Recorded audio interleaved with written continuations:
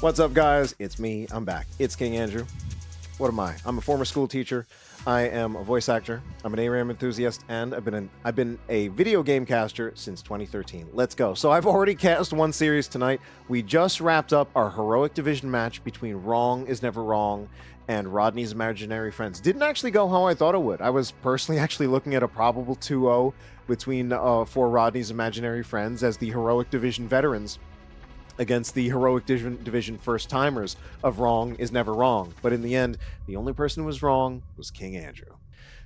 It's not about that, though. Instead, it's about our new match right now that I literally just picked up that's going to happen in literal minutes. We've got the 9. We've switched on over. We're now in Div C West. We've got the 9 Avatara versus US Army Esports.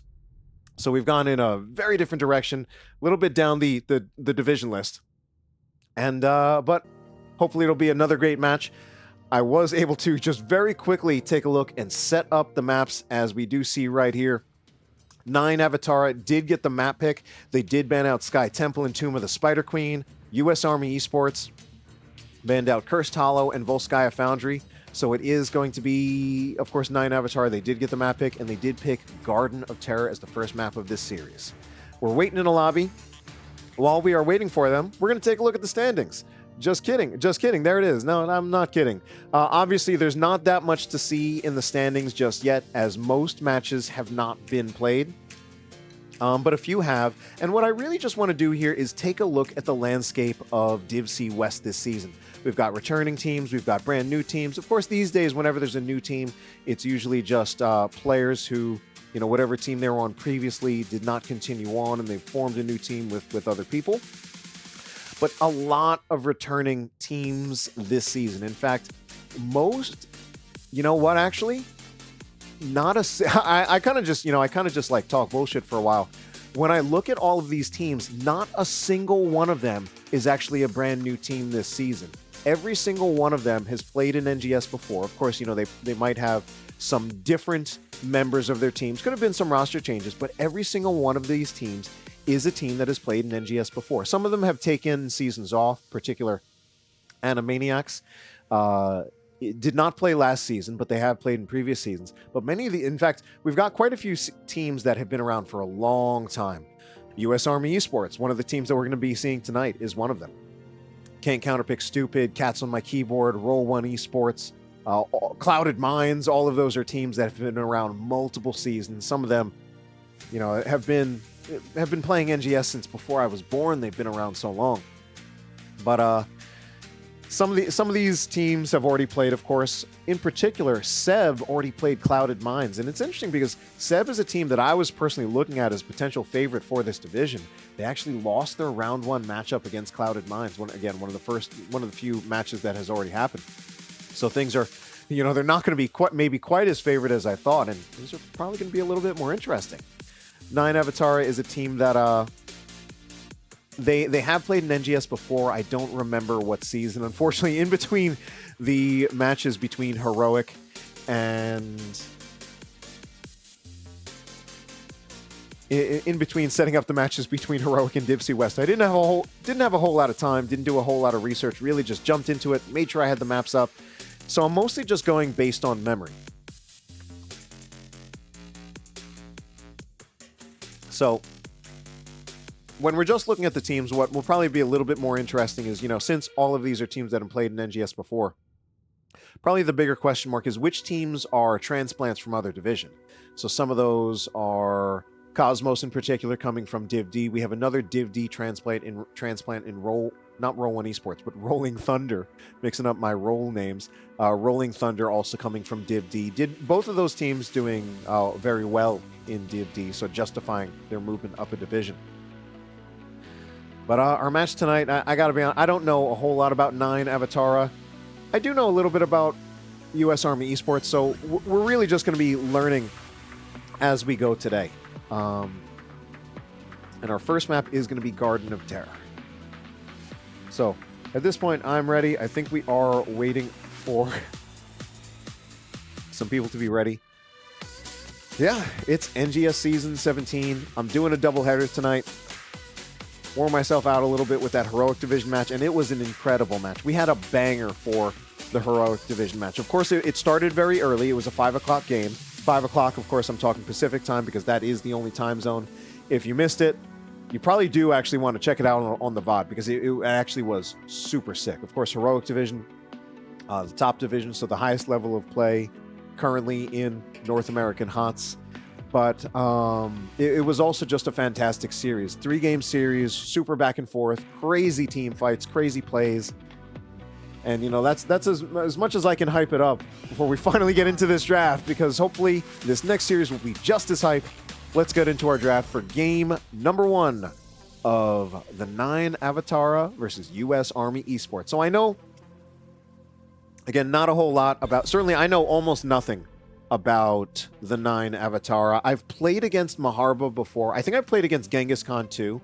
I think I played against them a couple seasons ago in season 13 when they were on a team called the Fallen Lords in Div B.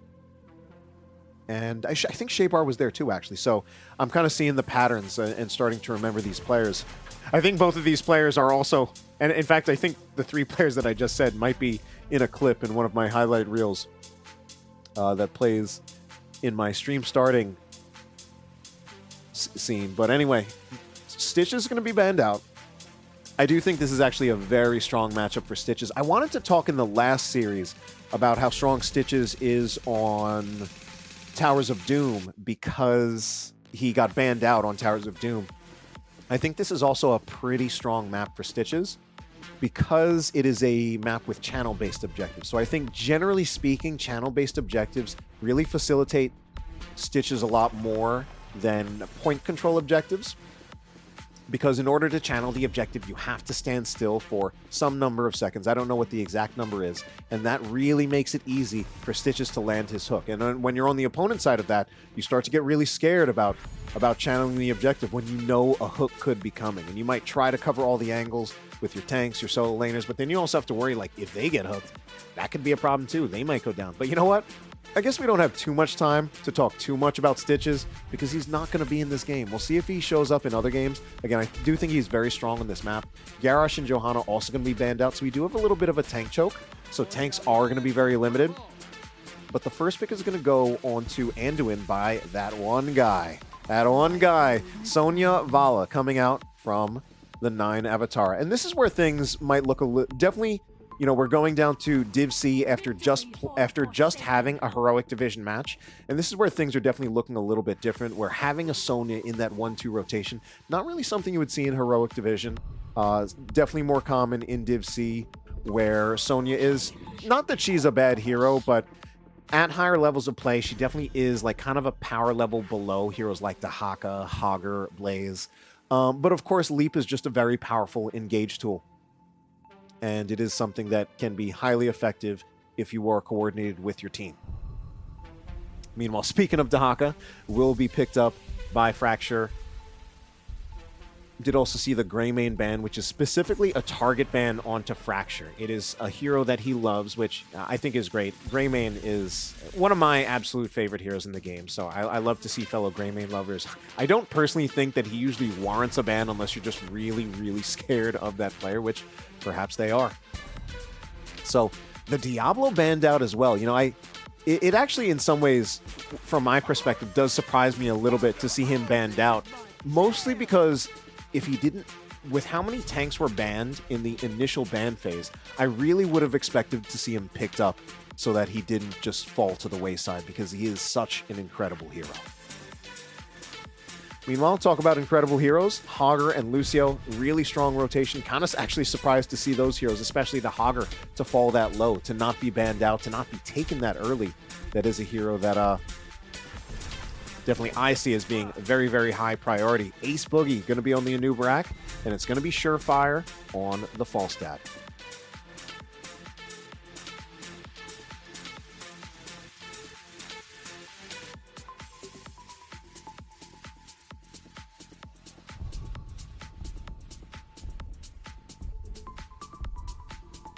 All right, what will our final pick be to round out this first draft? Very interesting, literal triple bruiser. Don't see that every day. Not that it's not a thing, but very interesting. We'll see how it works out. Certainly very spicy and creative. We'll see how that goes.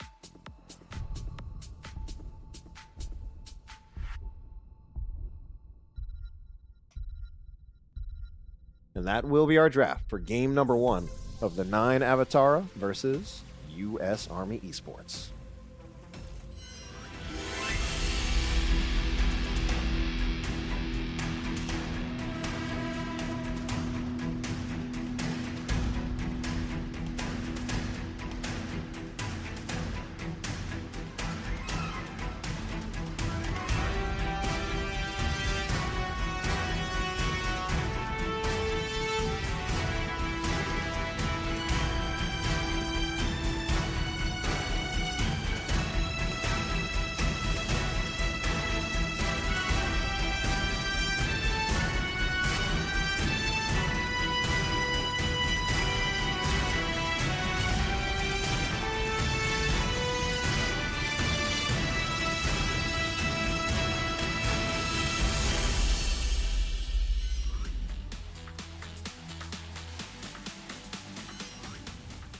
All right, here we are. Went to the wrong scene, but then we got to the right screen. It's going to be the 9 Avatara with this rather interesting draft. Going to be Genghis Khan on the Sonya, Ska on the Lucio. Maharba will be playing as the Rexar. Going to be Hogger, played by Shebar, trying to hide that name from it, but I see it. Or at least I remember it. Fat Andy on the Vala. Their opponents, U.S. Army Esports. Fracture is going to be on the Dahaka. Surefire on the Falstad. B. Sanger will be on Sylvanas. Ace Boogie will be playing as Anubarak, and that one guy playing as Anduin. Looking for that cheese up top with the Sylvanas. 9 Avatar. Don't quite scout it out, so we'll be at the very least a single tower, possibly more. The rotation is coming in. Genghis Khan goes in, but that's a little bit early. I think there's even a world where U.S. Army Esports turns on that and potentially even kills Genghis Khan.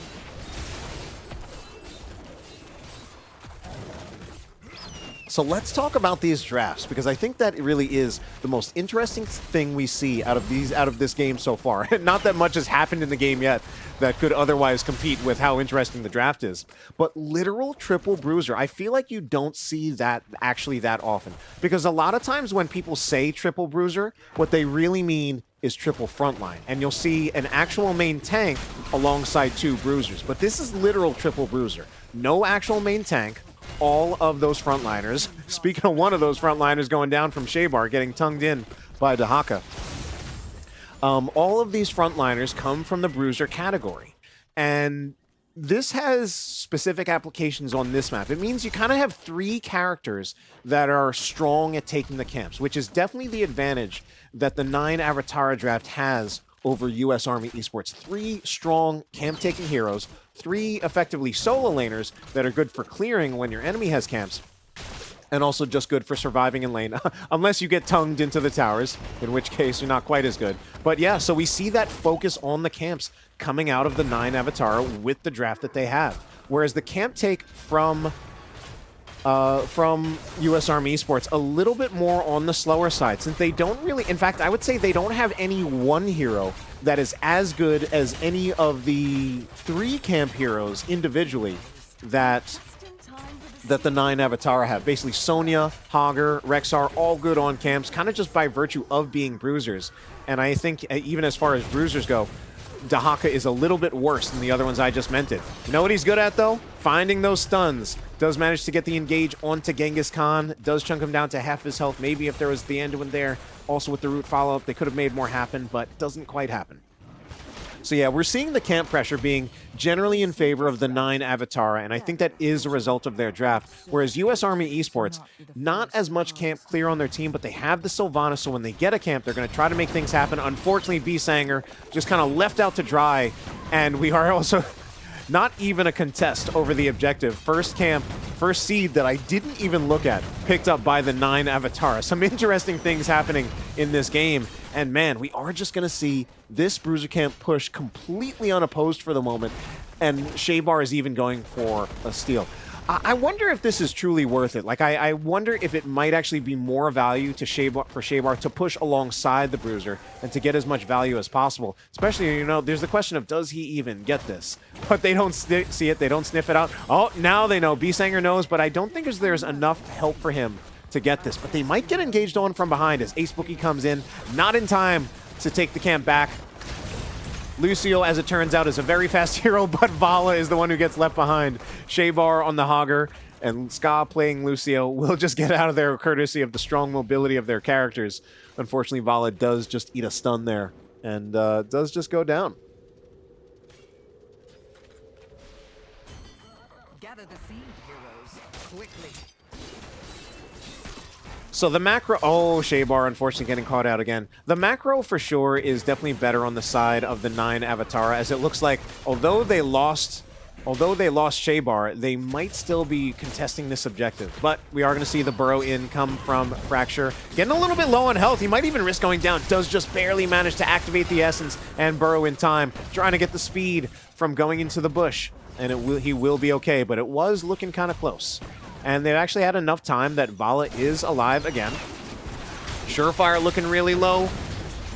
Genghis Khan moves in, and Fat Andy once again in trouble, but it's only Fracture and Ace Bookie chasing after him, so he doesn't go down. I think Fracture hit fine just again. Kind of knows his limits on this character, or does he? Eventually needs that one guy to bail him out. B-Sanger trying to get some value down bot. Didn't rotate to the objective.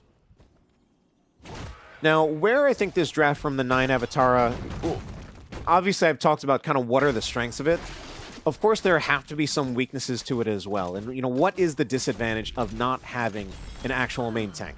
You definitely have much less consistent engage. And I want to say it that way to be clear, so that if I just say the engage is not good, that, you know, people don't pick that apart. Because the truth is their engage actually is quite good. They'll eventually, I'm assuming they're going Elite Sonya. They'll, of course, have Boars. Hogger, really either one. But basically, the engage is strong for the 9 Avatara. What is tricky about it, though, is that it is engage that is very much gated around heroic ability cooldowns. So, you know, they've got their heroics that will have 60 or 70 second cooldowns. Oh my god, B-Sanger might just go down here. 60 or 70 second cooldowns, and they have that opportunity to engage with heroics. But outside of that, they can't really engage. So their comp really, when they have to fight, their comp really depends a lot on playing around those heroics. And if they don't make things work with those heroics, they will probably just kind of have to back out, unless they can just give enough space for Vala to make things happen. Here they are, of course, backing out because they don't have level 10. Whereas the advantage of a main tank is that you have more consistent engage, courtesy of basic abilities. There is the leap, and they are going to find the kill, or are they? Both the pull as well as the barrel roll will get Falstad out alive. Okay. And in the end, it was the Hortipult from Hogger. And again, I feel like he could have gone either one. The Hortipult's kind of like a little bit more of a direct dive that he can just go in roughly at the same time as the Sonya. And if they focus that target together, it's probably going down. Especially if the arrows are also coming in from Vala. So Genghis Khan going to be moving up here, but gets tongued yet again. Fracture pretty good at hitting these tongues. Typically think of him as a DPS player, although I definitely have seen his bruiser play as well. So far looking pretty good on that Tahaka. Gotten some kills with them, also got some tongues at times when there weren't enough members of his team around for the tongue to result in a kill. We'll be excited to see how well he does with that when we see more team fights happening where his entire team can be present to make some kills happen. Meanwhile, invade by the 9 Avatara. Light Bomb goes out into Ace Boogie, and the first kill will be onto the Hogger. Looking for more on the Vala, who did get hit by the isolation. Uh-oh. Fat Andy possibly staying in there a little bit too long, along with Ska, who does get hit by the cocoon.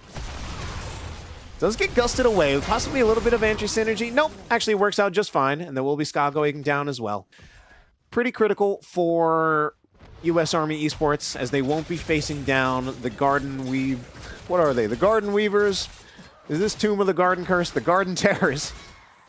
Pushing along in their lanes. And they will even out the seed count at 2-2. Possibly even an invade here, but Shaybar is looking to come in.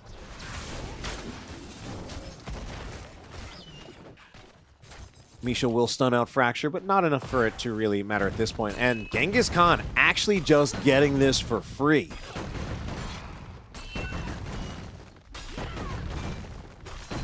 The false dead fly, ultimately a little too late, not enough to save the fort. And Genghis Khan is just allowed to walk away. So we're kind of seeing the advantages of both drafts play out how they're supposed to. The macro's better for the 9 Avatara. They're at a lead in structures, just getting so many camps. There are times when we're seeing camps just kind of push unopposed. I wonder if this will be handled. It kind of needs to be Fracture. At this point, I'm assuming he has Burrow, or at least it's hopefully close enough that he will be able to contest this, as this is a pretty big moment in this game, with both teams sitting at 2-3 on their seeds. Either team that gets a team fight win alongside the objective can make a lot happen. Misha goes down. That'll be the first kill. A light bomb goes out. It's just a self-cast light bomb by Anduin, but B-Sanger is the first one to go down on the Sylvana. Shaybar looking pretty low, though. I think she... Oh, my God. Does Shaybar get out? Did I ever mention that Hogger is not a balanced hero? Now Hogger gets the opportunity to heal up, and we just have kind of like bodies cycling in and out for the members of the 9 Avatara, using that Misha, giving Shaybar space to just regenerate his health. And this interesting draft from the 9 Avatara seems to be working out quite well. I mean, you know, they picked 4 bruisers. Have they ever considered picking all bruisers? Who would do that? That'd be so lame. You should never pick all bruisers. I'm just kidding. In the cases where I played on a team where we picked all bruisers, we technically didn't. We technically picked 3 bruisers and a tank. Actually, there were some situations in scrims where we ran literal all bruisers with our tank player playing Dahaka. Anyway, a lot's happening here courtesy of this Garden Terror. I think the defense up here will probably be pretty strong. Fracture about to get stunned, but does have the Burrow to make sure that it doesn't happen. Will be some permanent damage on this top fort, but the real question is how much damage happens here. Okay, Garden Terror in mid lane actually dies pretty quickly. Probably went through a fort there as well. It did, in fact. But that is some pretty good progress by the 9 Avatara, kind of looking in command of this map. Their specialized draft for this map working out pretty well for them. Boars go out, but to what effect? There were some slows, and there's the leap hitting 3, along with a knockback, and oh my God, this is going to be huge. Wailing Arrow comes out from B-Sanger, looking to turn it around, and that's actually Maharba going down. It's actually only 1 for 1. It was looking so good for the 9 Avatara, but now it's 1 for 2 in favor of U.S. Army Esports. That big flank and Wailing Arrow coming up big for B-Sanger. We might, meanwhile, Ska, gonna need to go to the spa to heal his wounds after all the damage he took. Oh my God, it's so bad. I hate it. But anyway, still definitely very much a net win in favor of 9 Avatara. Just a nice looking team fight from U.S. Army Esports, mostly on the back of that Wailing Arrow that I think came from out of vision. Always one of the best ways to shoot your skill shots and your engages, out of vision, when people don't see it coming. Big money is to be made there. All right, so double camp picked up by U.S. Army Esports. Bruiser camp pushing top and currently uncontested. So how does 9 Avatara want to play this? They've still got this Bruiser camp pushing bot lane, also uncontested. Fracture actually just going to burrow in, so they will let bot just push. And it's not very close to the keep yet, so they might have time to win this objective before that bot lane push becomes a problem. But for the side of 9 Avatara, that kind of means that time is on their side. They don't have to win the team fight. They can just stall out and delay. But I don't think they want to give it up. Lucio going all the way in does actually scare that one guy enough that he stops channeling to shoot the Chastise. All right, here's where things are going to happen. Finally, the Boars go out, the Gus goes out, and yet another big Wailing Arrow hits 2, along with Ace Boogie finding the engage, but he may have gone in a little bit too much, and that is going to be yet another leap and a light bomb, finding kills. Sonya goes down, but for sure this is going to be a net trade in favor of the 9 Avatara as they find 3 kills, and that's huge because now this bottom lane bruiser going to start to find value. B-Sanger going to try to answer it, and can he actually... I don't think he... All right, he actually just uses black arrows to prevent it from getting any value whatsoever. It technically got, like, small percentages of damage. Very briefly, I believe he does not have Windrunner, or rather, not Windrunner, Haunting Wave. So he needs to be super careful here. And now we are just going to see the raw push from the members of the 9 Avatara as they look to get whatever damage they can, cycling heroes in and out. And I kind of like the way they're playing this draft, where with this triple bruiser, they're tanking in ways where they're just cycling heroes in and out. You'll see Hogger going in, tank a bunch of damage, get out with 10%, and then he's just hanging around in the back while Maharba makes Misha step up to then kind of act as that human shield or bear shield for the rest of the team. Invade by US Army Esports, though, and they get it. They get it with... Oh, but unfortunately, they get it. Unfortunately for them, the 9 Avatara will get themselves a bird. Yet another Wailing Arrow goes in, but this time it's not enough to really make things traded out. And it's going to be a huge team fight win in favor of the 9 Avatara yet again. Their team fight's actually working out pretty well. On paper, I would favor the team that basically has a more traditional main tank. And that might be too much of a simplistic way of looking at it.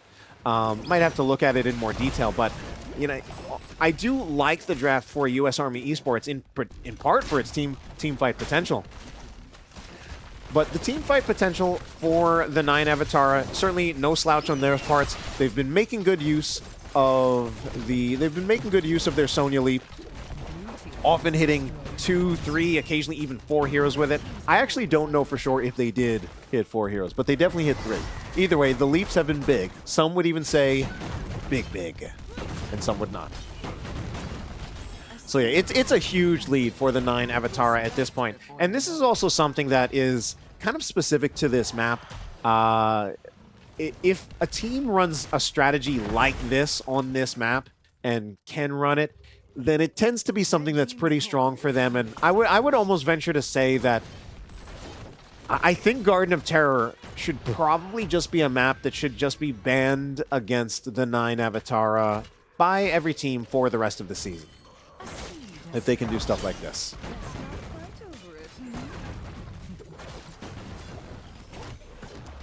$20 talent tier also coming in for the 9 Avatara at this point, with many things that are expected and maybe some things that are not. I'd say probably the ones where there are variable choices are probably the no control on the Hogger and the Acrobat for the Vala. They're reasonable choices for sure, but there are other reasonable choices that could definitely be made. Whereas the others are very much... well, again, the Leap is also something that is not the only choice, even if you went Leap at 10, but it is definitely a valid choice. Anyway, are we just looking at the end of game number 1? All right, Cocoon goes out onto the Vala, but is that enough? We're going to see the Leap go in. Is the Ariat Crater? So B-Sanger is stuck in there. Activates the Unstoppable, and it's actually looking like it could be a defense. Oh, no, maybe not. B-Sanger getting super low does manage to get into the Nexus, but that might not be enough to save them the game. The Vala goes down, but I think the core is also just too low for US Army Esports, and I think this is game number 1 going in favor of the 9 Avatara.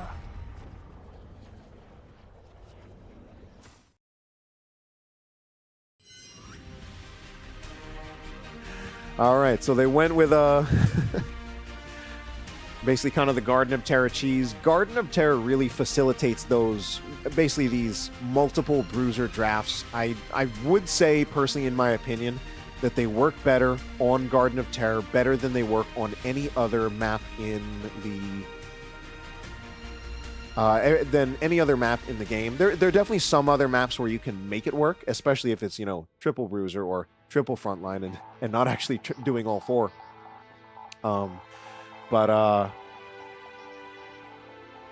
I think probably the next best map for that kind of a draft would be something like Infernal Shrines, especially with the particular heroes they had. Especially, yeah, things like a Sonya. Having a Sonya and a Hogger would be and with a Vala as your solo range would be very powerful. But yeah, that is game number 1. It was ultimately very, very dominant for 9 Avatara, and I think it's up to US Army Esports too. I personally, and you know, I don't know for sure, but I personally would probably go for map pick. Go for a map where you feel confident, a map where you can play more just team fights and not have to worry about the macro.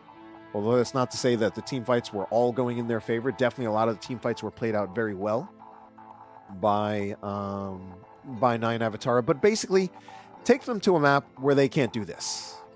And for now, let's just take a quick look at the talents before we throw it to a break screen. Not all of US Army Esports ultimately even picking their level 20 talents.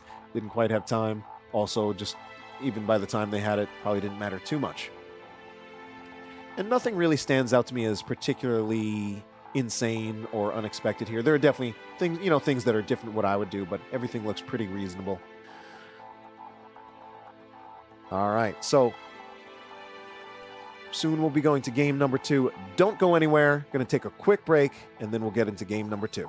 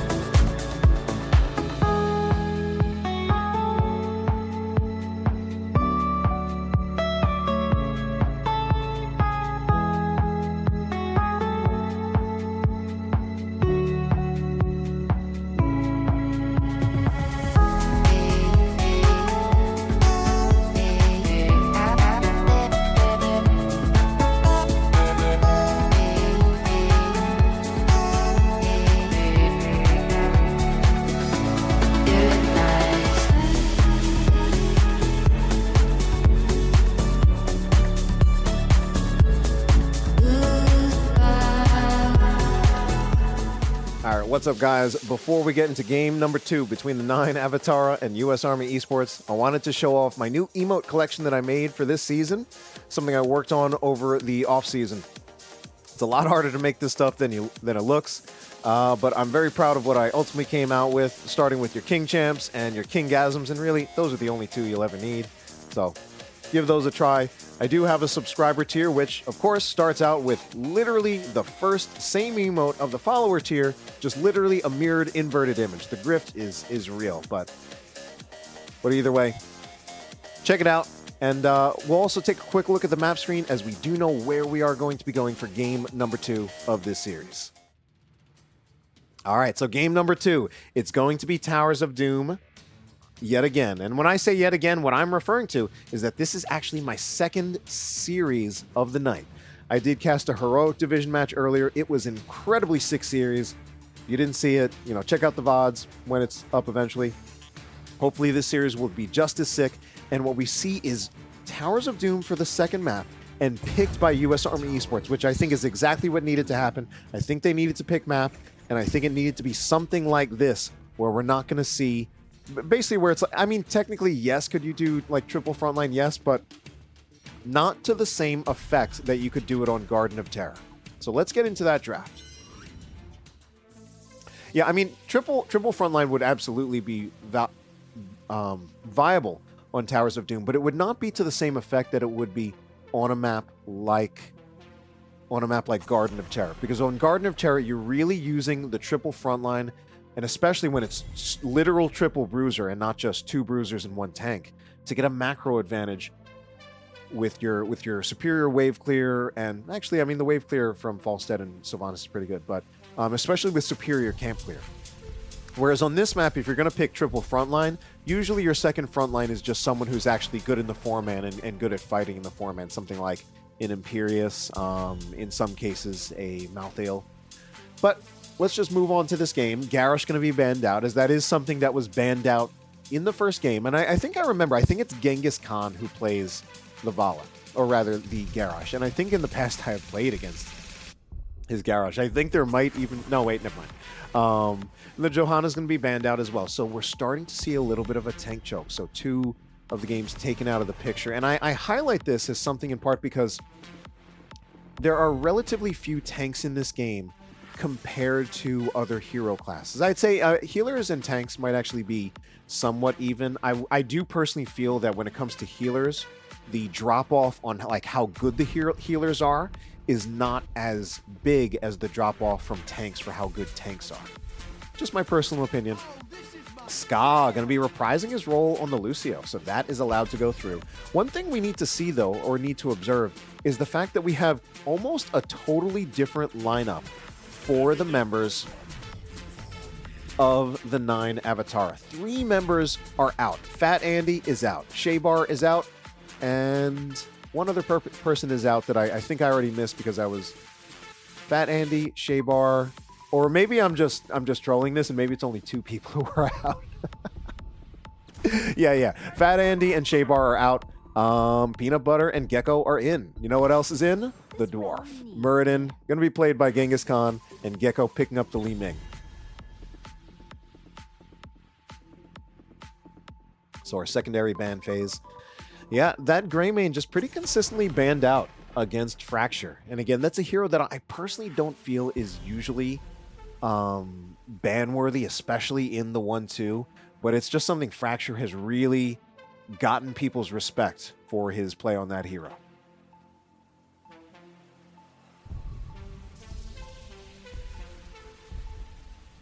Meanwhile, one thing I've definitely neglected to mention is this 1-2 pickup by US Army Esports.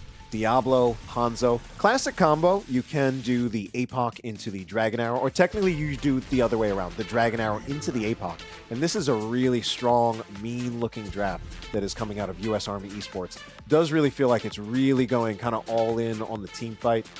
One thing I am a little concerned about is, you know, kind of what their second ranged hero will be, because it's usually helpful to have a hero that is good at sieging on this map, either to take the enemy bot tower away, or to, of course, reclaim yours back. And it's going to be the Malthael picked up. Zeratul. Okay, I really like that into the Malthael.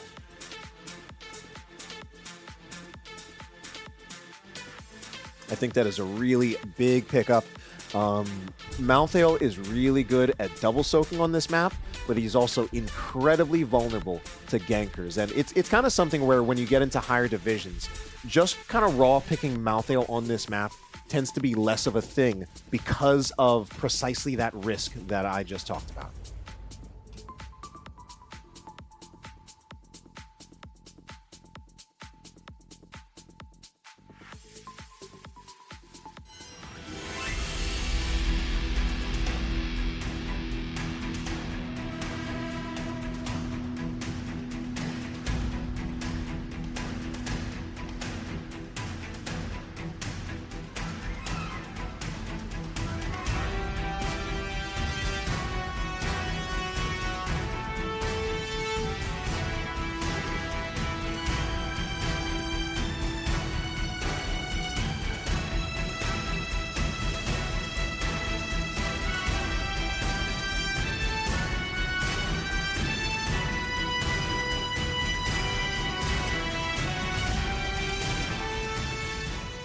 All right, let's see what US Army Esports have left in the tank. They're down in this series, and it is going to be the 9 Avatara leading. Some different faces this time around. Not that we can even see their faces at all, but it is going to be Gecko playing as that Li Ming, Maharba on the Falstead, Peanut Butter as the Malthael, Genghis Khan on the Muradin, and Ska on the Lucio. Once again, their opponents, US Army Esports, looking to come back in this series. Ace Boogie is going to be playing as the Diablo. Marcus joining us for the first time in this series, in this game, playing as that Zeratul.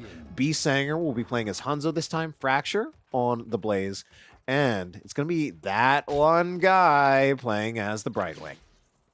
So this time, personally, I am actually looking at US Army Esports having a slight win in this draft. I think there are some people who would even argue that it's more than a slight win.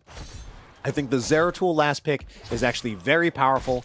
I mean, here's actually one of those situations. It's still a very early Zeratul, but it's still super bad for Malthael. I mean, does he go down? He does. Yeah, I mean, just right away. That's just terrible for the 9 Avatara. So already they're going to be missing some of that soak from Malthael not being around. Maharba's the one who kind of has to compensate for that, and he hasn't gotten around to it yet. So, yeah, basically in higher divisions, kind of picking Malthael as your double soak on this map is very risky. Now, to be fair, Malthael was actually picked pretty late. It was picked in the 4-5, but US Army Esports still had the very last pick, just the number 5 pick in the draft, and they used it very, very well. That Falstad, something that's very scary for the Malthael, something that's very scary for the Zeratul. Just kidding, he is Zeratul. The Zeratul, I probably mixed up a few names, but the Zeratul, scary for the Malthael, scary for the Falstad, and scary for the Li Ming. And we're going to see what kind of Zeratul we're going to see playing here. So move unseen at 1 likely mean we're going to see what's ultimately a W build Zeratul, or also like a Seeker in the Dark Zeratul, kind of named after the level 7 talent. And this is based around blow up. Less sustained damage, really just looking to go in. And of course, it's also very early game. Yeah, Marcus actually really playing with fire here. He's an early game Zeratul who went in with 30% hit points.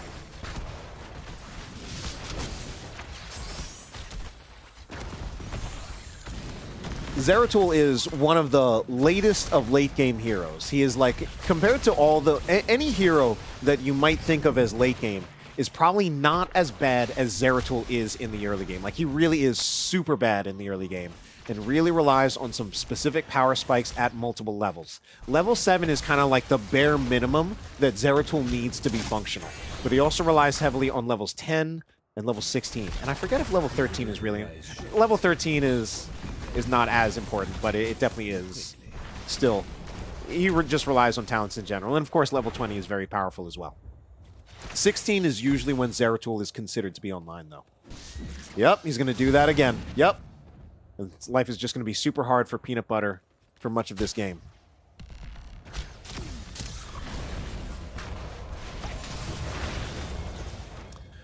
Okay, Zeratul actually with the aggressive positioning on this, so he's actually just going to go for it. And if Peanut Butter tries to interrupt, I'm not sure if Peanut Butter wants this fight. So Falstad will jump in. But Ace Bookie finds the engage onto the Malthael, and I think the Malthael is dead yet again.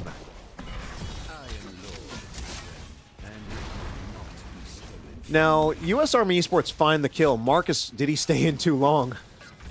US Army Esports find the kill, but can they really channel this? Typically very, very hard to steal away your opponent's tower that's on their side, but they do it. Typically hard to do that this early in the game, but they managed to zone out the Li Ming. They got the kill on the Malthael, and the Malthael so far kind of has been the weak point in the draft. It's kind of just been targeted.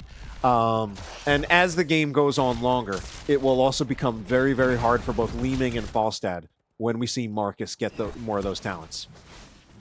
Now, if there is a downside to this draft that US Army Esports has, if they ever fall behind, it could become very hard for them to come back, especially if they lose the bot tower.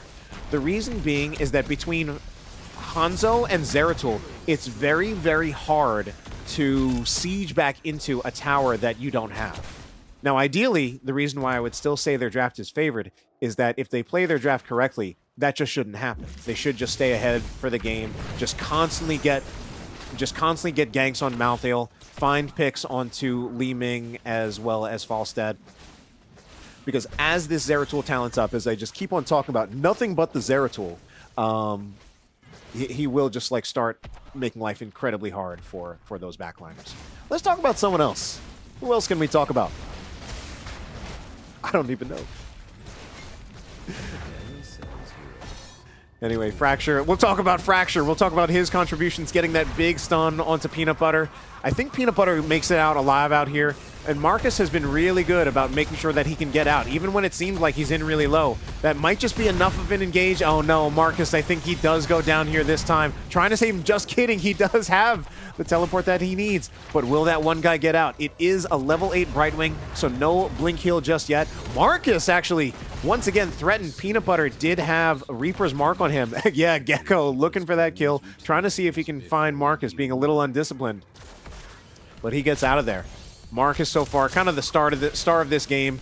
B. Sanger, uh-oh. He unfortunately was just kind of caught out. And that is something that could allow the 9 Avatara to come back into this. Big, big charge by Blaze. Well-timed with the overpower from Ace Boogie, but ultimately not enough to take out Lucio, played by Ska. Fracture, meanwhile, looking pretty low, and it will be a kill in favor of the 9 Avatara. A second one, yet again, as they were in there, despite having a member already dead. Hanzo had been down. I think they do just need to give this up.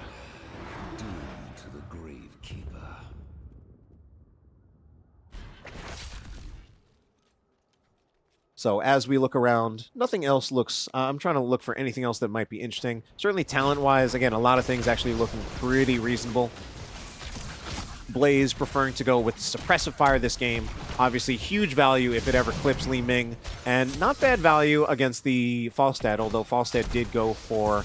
he is going AA build, basically. This is so far just straight up AA build, which I think is kind of necessary if you're playing into a Diablo and your other DPS is Li Ming. Uh-oh, Ace Boogie still finds the angle.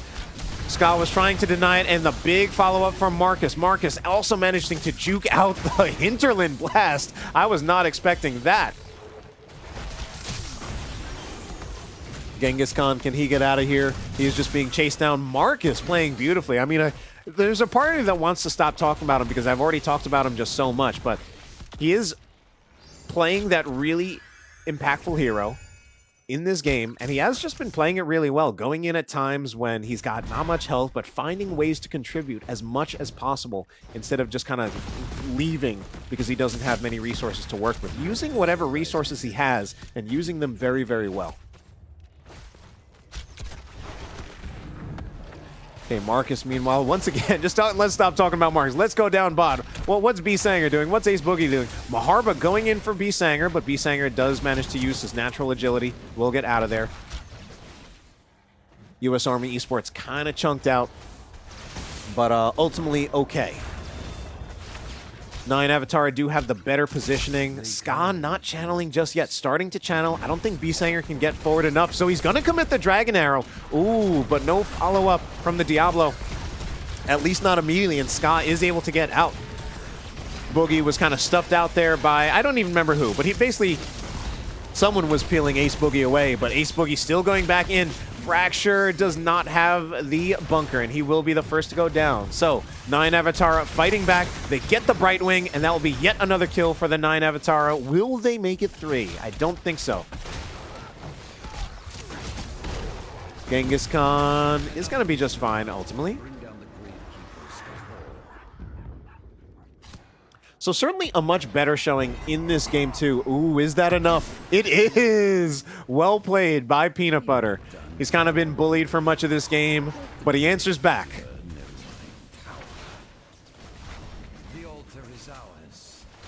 So our heroics coming out. Okay, I was going to say no bunker for why there is no bunker. Is we have combustion. Did not expect that. And it is actually especially something that is particularly surprising given that we are playing into a Malthael with Last Rites. Last Rites does have a 2-second activation time, so it's actually a lot of time to save your teammate by putting down the bunker, because I believe the bunker is just I believe it's a half-second channel for Blaze, and then another half-second for the hero that's clicking on the bunker. So you've got like a minute, or not a minute, Jesus Christ, if there was a minute, a second of breathing room for that bunker, even if your players aren't perfect in basically in their placement or in their reactions. A 1-second breathing room for bunker to save a person from Last Rites.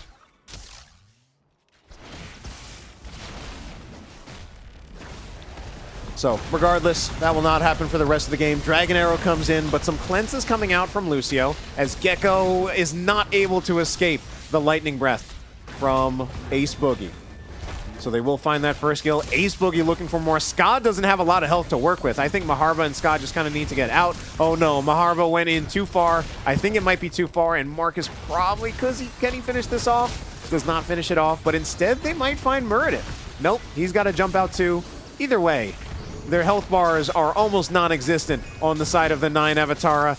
And Genghis Khan does stay around just a little bit too long, and that will be a staggered death. This is actually really, really bad for the 9 Avatara. Should be a pretty easy fort take for US Army Esports. But Maharba's trying to slow it down.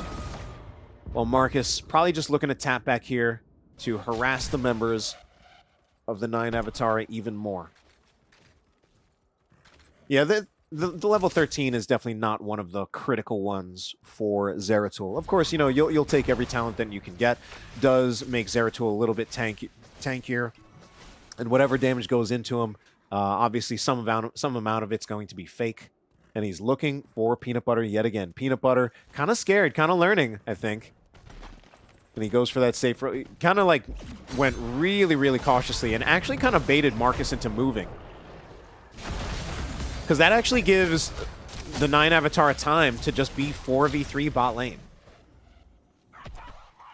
Ooh, B-Sanger stepping up pretty close as that Hanzo. Very far in front of his Diablo. All right, we are starting to see the rotation now that things are happening. There's going to be the engage, but only hits the Muradin, who just gets cleansed. So ultimately, that is a losing trade for US Army Esports. 5 rotate down here. Genghis Khan's pretty low, but the 9 Avatara do successfully disengage from that fight. Meanwhile, Marcus looking to move back up again, scare Peanut Butter, probably stop him from rotating. Does actually connect. I was wondering if he was going to connect with that, and here we do have the next big power spike for Zeratul. That's Sentence to Death, increasing the damage that Zeratul does when they are slowed by Singularity Spike. So basically, anytime he lands that Seeker in the Dark and teleports in, he's going to be doing 25% bonus damage. All right, Fracture missing with the... definitely misses with the jet propulsion. Does not miss with the combustion. Not enough to result in the kill yet, except for the fact that the follow-up from Ace Boogie is there, and it's going to be a death. Yet another one coming out. Going to be Zeratul taking out the Li Ming. Peanut Butter, though, trying to get the towers. Does manage to at least get their natural one, but this is just going to be yet another advantage for US Army Esports. Kind of just seeing the story of this game really is the Zeratul. And it's, of course, you know, Marcus is not the only one who is playing on the side of US Army Esports, and that's not to say players aren't doing well. Uh-oh. My God, but we do just see just absolutely deleted the Lucio there. Again, getting that bonus damage from that level 16 Sentence to Death. And just constantly getting out right in time. What is Diablo doing up here? Anyway. Must have been at some point where Fracture was kind of standing in as the main tank for the 4-man. I don't know. Would probably just have to roll the tape back. Anyway, US Army Esports now with a tower to defend. Marcus here alone, a little unfortunate, as it does look like 9 Avatara might just get this back relatively for free, or if not for free, then cheaply. Oh, but Maharba does need to be super careful standing around with that kind of a health pool. Ska wasn't there, possibly looking to restore his own health pool, and Marcus probably doesn't want to go in against that, but at this point, 9 Avatara are just... The 9 Avatara are just kind of cornered into their base as I get some whispers from a friend talking about my casting antics from the last game. Talking about heroics that are not Warden's Cage.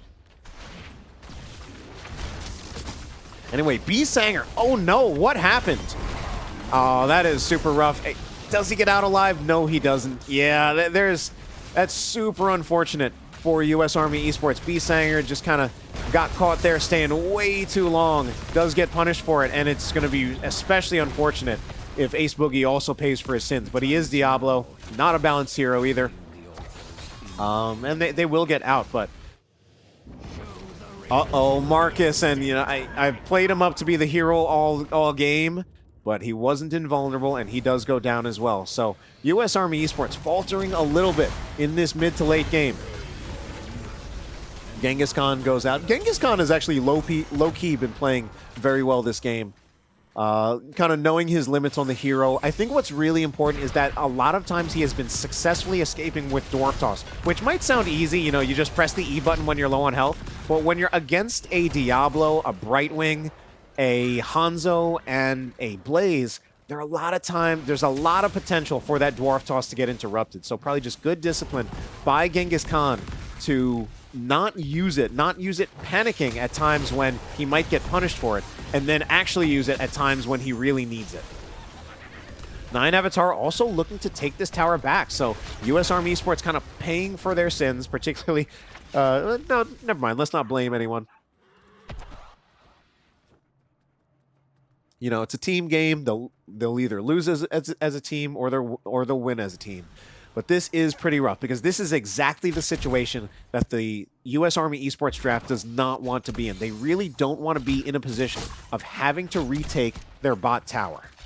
So they're holding it for now. You know, there's, again, a part of me that wonders, like, should they just give it up and then retake? Because there's so little health on it, but it's just so bad for them with their draft to try to retake it. Ironically, I would even say that Zeratul, if he just uses his cooldowns on a tower that he's trying to retake, might even be better siege than Hanzo. Marcus looking to make things happen, dodges the stun. Fracture now is all the way in the back, and this is a Blaze who did not go bunker. Instead, he's going to use the combustion along with the phase shift from Brightwing, and it's going to work out for US Army Esports. They'll find the kill, but it was just a Malthael who bought back. Can they find more, though? And as much as I talked him up, but this time it will be Genghis Khan going down. What a game we are having. 16-16 in core shots, except for the fact that Fracture is finding the channel, and it will now be 16-12. And I love to see it, and I really like this response from US Army Esports. Losing game one, like if we're really honest, pretty badly, and making the adjustments that they needed to. First of all, just changing the map that makes it a completely different style of game, and drafting well enough to find the chinks in the armor of the 9 Avatar, who looked so good in that first game. It really is a clash of styles, where just strengths and weaknesses being played out on different maps to the advantage of the team that's just kind of ahead of things. So, this is kind of rough. They do lose bot. They will trade out top for it, but of course bot matters more because of the fact of these camps. It at least gives 9 Avatara something to worry about if they ever start dying again. We are going to see actually camps picked up. Both Fracture and B-Sanger going to work on that. Just kidding. B-Sanger is going to go back down, help defend bot, as they will have to deal with some sappers. And Marcus, of course, just waiting in the wings, looking for his opportunity. Big Dragon Arrow. Sadly, Marcus is not here. That is a shame. I think with that Dragon Arrow, Marcus could have potentially found a kill onto someone like either, again, the Lucio. He's been finding kills on the Lucio. Oh, Maharaba's now in trouble, but does get cleansed, and Ace Boogie instead is the first one to go down. It would be tragic if after all the things that US Army have done to make this such a more competitive game than the last one, if they do fall here. Marcus, once again, waiting in the wings, going to wait until people have passed, going to put that damage onto Maharba. Needs to be super careful here. Does use up all of his cooldowns, scares, and does really manage to scare the 9 Avatar on their rotations. Meanwhile, Peanut Butter in a little bit of trouble. Phase shift comes in from that one guy, potentially a little bit early. Didn't really get the full value of the phase shift. That one guy taking some damage. Marcus getting really low. Fracture will come in, find the stun, and finally the first kill happens in this team fight. It's now an 80-second death timer for Malthael, and with this, it's going to be very, very hard for the 9 Avatar to come back, and especially with that happening. I think it's basically going to require a Li Ming reset situation, and I feel like they're just a little too high for that to really happen. No, and now Li Ming sitting in that alcove where Hanzo gets the huge benefit of that level 16 piercing arrows, and that will be game number 2 going in favor of US Army Esports. Absolutely wonderful to see that we actually went to a game 3. I was a little worried again, with how dominant game number was for with how dominant game number was for the 9 Avatar, that this would just end up being a 2-0. That actually means both series that I'm casting tonight will end up being a 3-game series. This is actually part of the reason. So part of the reason why I like to do double headers is that I feel really, really unsatisfied if I'm only casting one game and that one game is just a 2-0. So I usually want to cast 2 games. Again, as if they're both 2-0s, it's still a little unsatisfying, but I kind of just have this luck sometimes where games that I pick up tend to actually be bangers. 18-8 in favor, in terms of kills, in favor of U.S. Army Esports, really making this competitive. And Genghis Khan actually dying a lot more than I expected, given how I had talked him up. Of course, high damage from Falstead, but the story of this game was Marcus coming off the bench and playing that Zeratul. It was a strong draft pick period into the Malthael, into the Falstead, into the Li Ming, and it was played very, very well as well. So we're going to be going into game number 3 soon, but we're going to have a break. We've got to set up the map. I've got to go to the bathroom after we're 3 hours into this stream, so I'll be right back. Don't go anywhere. We've got game number 3 coming up soon.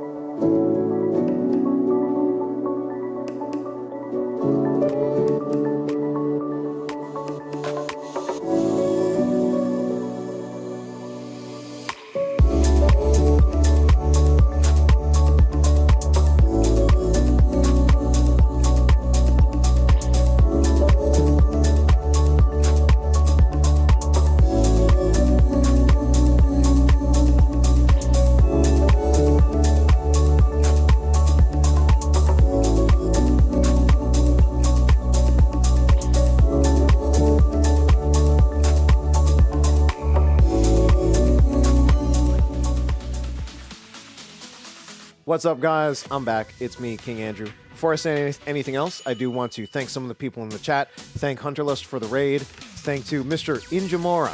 How'd I do in that name? Thank you for your kind words. I appreciate it.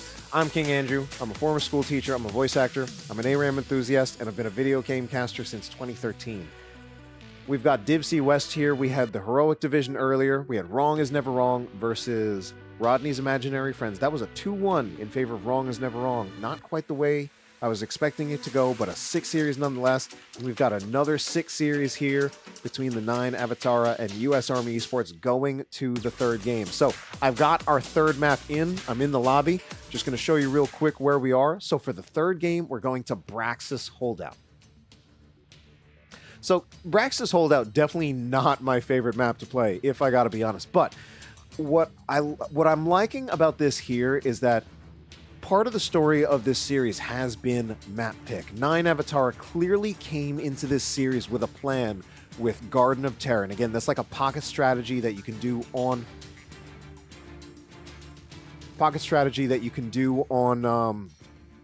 Garden of Terror. We saw US Army Esports respond by choosing map, and then choosing a map that was very different from Garden of Terror so they could play their game. This is the 9 Avatara picking Braxis Holdout, so I'm really wondering kind of what they have in store here, as I feel like this is a map where you don't play like, you know, kind of a typical standard game. I almost feel like typical Braxis game is very different from just about typical game on any other map. Obviously, very, very early game heavy. Some different hero priorities. Genji, obviously, very, very important on this map. Don't know for sure that we'll play it here. It's not a hero that's super common in Div C, but Marcus has showed us the Zeratul. It wouldn't be completely unreasonable for him to also play something like a Genji. I also wonder if something like a Zeratul could work out on this map for some of the same reasons why a Genji would work. Not as great for taking the boss, but something that can traverse the terrain and then just harass the solo laner, which was a big part of how they won last game. What we're going to see so far, though, is a tank choke. Johanna is one of the best tanks in the game. I think, yeah, the Garrosh has been banned out against Genghis Khan all 3 games. And the Stukov is going to be taken out as well. So Garrosh is something that Genghis Khan, I think, is known for. I believe I've played against him in the past and played against his Garrosh.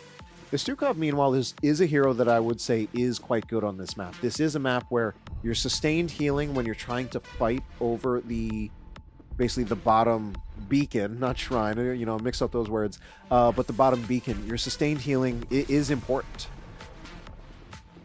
And healers with high sustain tend to outperform the lower sustained healers in that regard, because it is just so important on this map.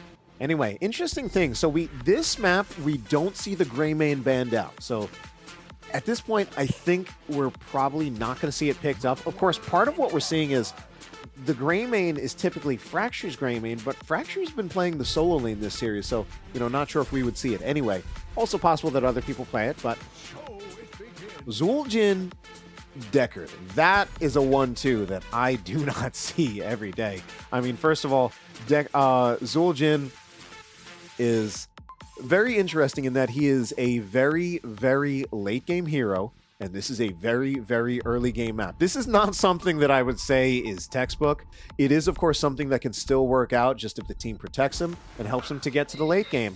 Thing is, we also have Vala, who is very similar to Zul'jin in that she is a super late game scaling auto attacker who can become extremely powerful if you can get your team to the late game and allow her to scale and stack. So also interesting that we're seeing Marcus in for a second time. Marcus did not play in game number 1. He came off the bench and then had huge impact in game 2. Wondering what kind of impact we're going to see. Stitches is also very, very interesting, and in my opinion, a very, very high risk pick on this map. Now, the thing with Stitches is if you're hitting your hooks and your team has good follow-up, and right now we do have good build on this follow-up between the Vala and the Brightwing, he can, in theory, work on any map. Again, just for that reason that the displacement is just so potentially powerful. Now, there are a lot of downsides to picking Stitches on this map, though. Stitches is not a great tank for point control, and this is a point control map. Stitch is also himself a bit of a late game hero. Does depend on that level 13 power spike, does depend on Gorge. So it's in my opinion, it's a risk. It can still absolutely pay off if Ace Boogie is just that strong on the hero. Really just needs to hit the hooks, and his teammate needs to be here. The execution, the burden of execution at the moment is on US Army Esports.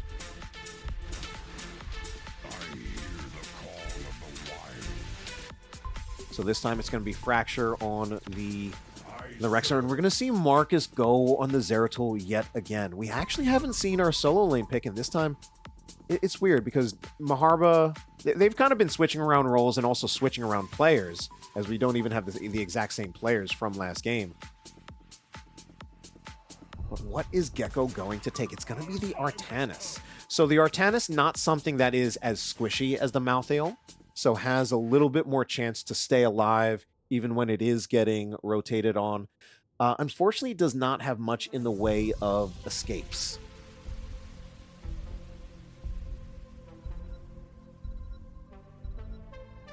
And that's going to be our draft for game number 3. A little strange on both sides, but we're going to see how it works out. And then hopefully it'll be sick.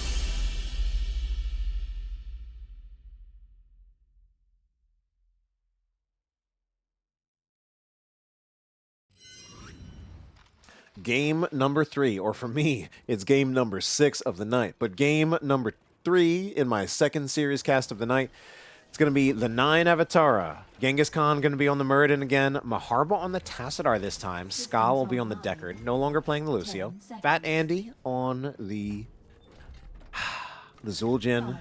And Gecko will be playing as Artanis. Their opponents, US Army Esports. Ace Boogie on the Sitches this time. That one guy is going to be playing as Brightwing. Surefire on the Vala.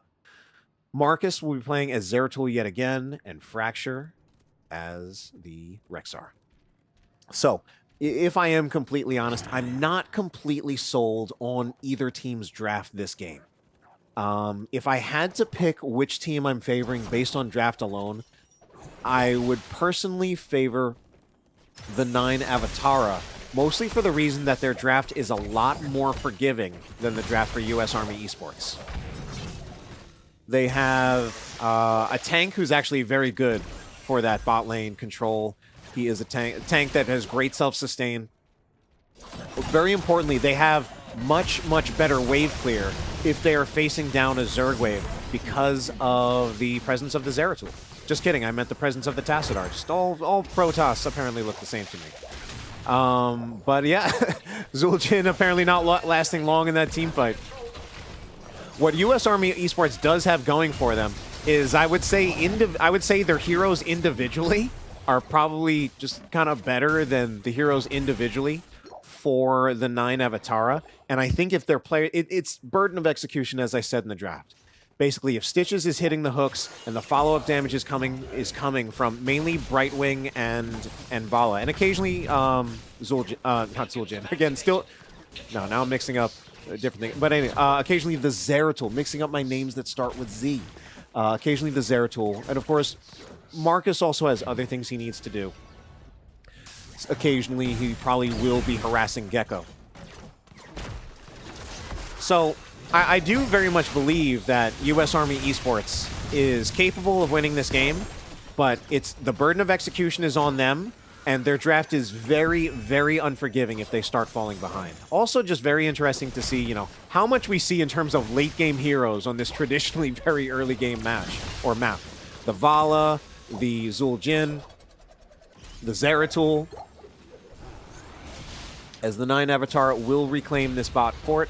Just kidding, it's not a bot fort, it's a bot beacon.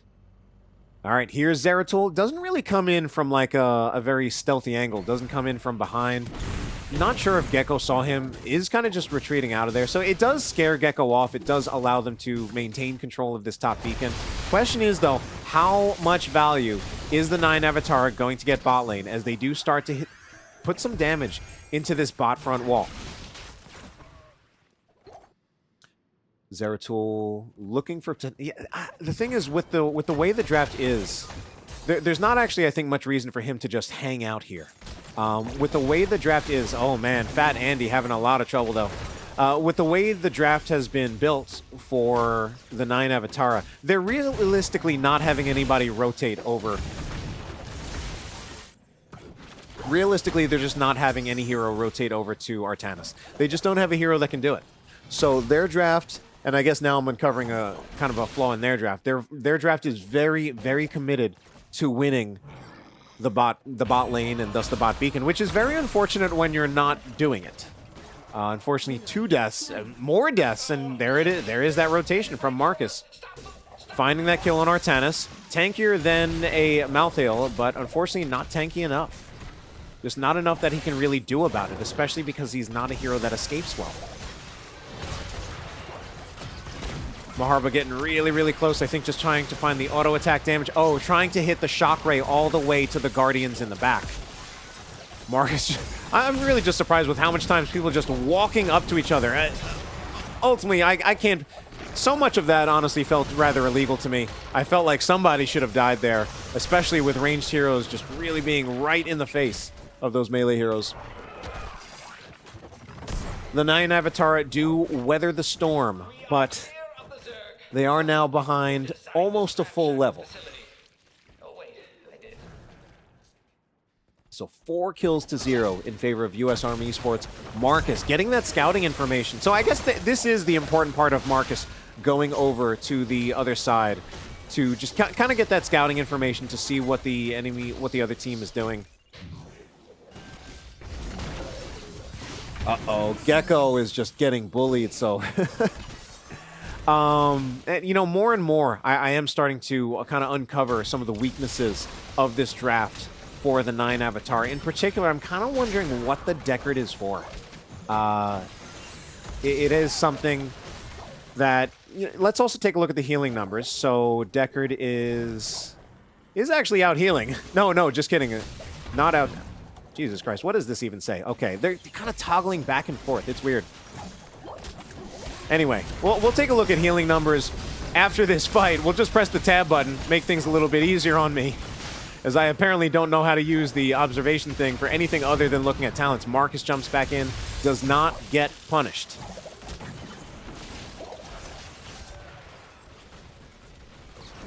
All right, quick look at the healing numbers. Brightwing is out healing the Deckard, which is kind of what I expect. And probably more importantly, the Deckard does not have the ability to really save the Zul'jin when he gets hooked in like that. I mean, we're this early on into the game. The Zul'jin is proving to just kind of be helpless whenever he gets hooks. And, you know, I said it's going to be on Ace Boogie to hit the hooks, and he's making it happen. And again, that might be like a real forehead thing to say. But, you know, it is just something where, especially on this map, if Zeratul is... Not Zeratul, Jesus Christ. If Stitches is not hitting his hooks, you're going to get punished real bad. Now, lucky for them, he is hitting his hooks. They've gotten some great value on them. Great value. I love Walmart. Artanis tries to get a swap, but does not find any purchase. Actually, I'm not even sure if he used swap there. Just kind of used Blade Dash. 5 members of 9 Avatar are here, but Marcus just jumps out. And that's a 5-man rotation by the 9 Avatar. They're down now more than a full level. Fracture, though... starting to push forward pretty hard. Does actually scout out the rotation from Artanis. Does just use Misha to get that stun. This is now looking absolutely commanding in favor of U.S. Army Esports. They really turned this around. The first game was kind of a wash in favor of the 9 Avatara. Second game, really, really close. And now, suddenly, U.S. Army Esports really just running a clinic here.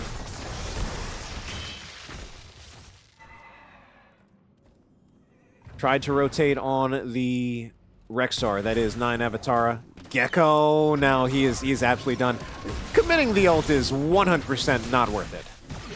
Like, ultimately, you get the kill in the end, and you're still in a huge lead, but it was not worth using the Boars there. You know what?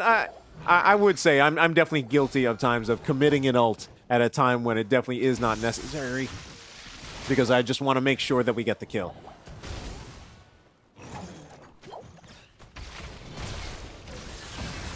So yeah, Deckard is, I feel Deckard is like maybe the 7th best healer in the game. I do think he is situationally very strong. He is not quite the healer that you want for saving, more a healer that you want, you basically want him for his crowd control, his AoE, and what that can bring to a fight. But this isn't really, at least not until they get Black Hole, that kind of a draft, and I'm not sure if I want to see Black Hole. We'll see. We'll see what they go. Heroics coming out for the side of U.S. Army Esports. And importantly, they still have a lot of their structures. Lost walls top, but they still have wall bottom, which is great for Stitches with that Gorge. And they're in the lead, and being in the lead with a Gorge Stitches is a great place to be. Does get that hook. I even wonder, there's a part of me that feels like it's somewhat worth it to actually just go for the Gorge there. It wasn't the best situation, but he could actually have gotten the kill between a Zeratul and a Brightwing.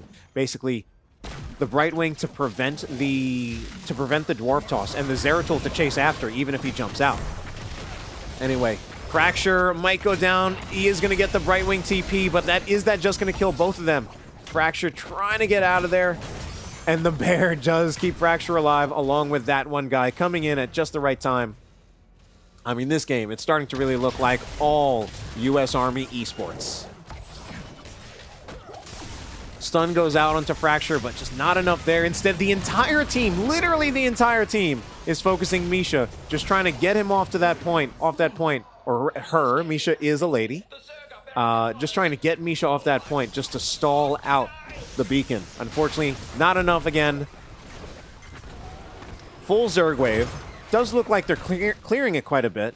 Gecko also moving down to clear this bottom lane bruiser camp, or rather siege camp, or bruiser. It's actually the bruiser camp pushing. It's the Goliaths. The Goliaths are online. Just kidding. It's not Durotan's couch. Someday I'm gonna cast a match on Braxis actually with Durotan's couch, and then the Goliaths actually will be online. Uh-oh, the Gecko going down yet again. And that is going to be yet another kill onto the Artanis. Just having an incredibly hard game here. How many times has he died? Uh-oh. Fracture, 4 deaths on the Artanis. And there is our pause now that Fracture has disconnected. Hopefully going to get back in there soon. So, bring it back here. Fracture disconnected. I mean, I don't know. Fracture disconnecting might be what the 9 Avatara need to come back into this game at this point. It is ending up being so far a bit of an anticlimactic game 3 after second game was an absolute banger. First game was a wash, but you know, that's the first game. First game is a wash, like whatever. We got 2 more games.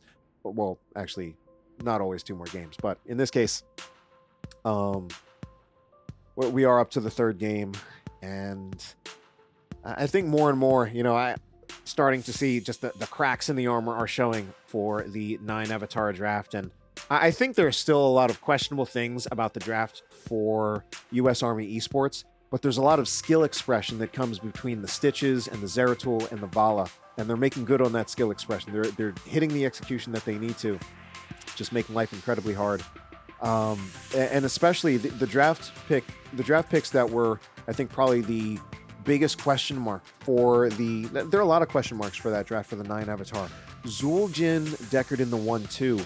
It feels like it's being punished incredibly hard. Zul'jin, a no mobility backliner, ended up having to play into a Stitches, and then they end up getting Tassadar, another no mobility backliner who has to stand still. And I believe they actually picked the Tassadar into the Stitches. So a lot of things about this draft just looking really, really hard. I think it is something that, I don't want it to be, just criticism, but I do think it's something that I do think that they should take a second look at this draft when, following this series. I'm going to say regardless of whether they win or lose. Like, if they somehow pull this out of their asses, good for them, and they would absolutely deserve it. But I think it's still worth looking at given, how hard this game has been so far.